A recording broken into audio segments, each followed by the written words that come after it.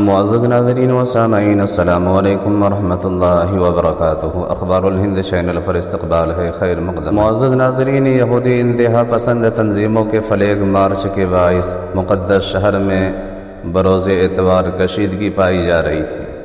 متعدد فلسطینیوں کو گرفتار بھی کیا جا چکا ہے۔ تقریباً 250 یہودی آباد کاروں نے قابض فوج کی حفاظت میں مسجد اقصیٰ پر دھاوا بولا۔ مسجد اقصیٰ کے تاریخی حصے مسجد قبلی میں گھس گئے اور جنازہ گاہ کو بند کر دیا۔ قابض فوج نے نماز گاہ کے دروازے بھی بند کر دیے۔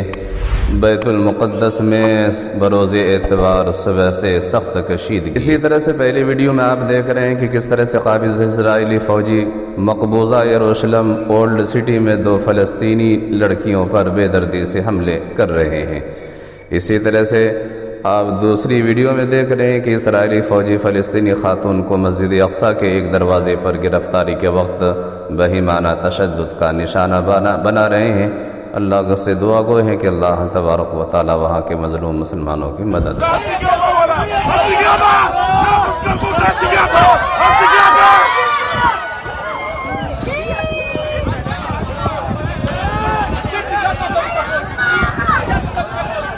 ولا أشتري بيت الخال، أشتري بيت الخال.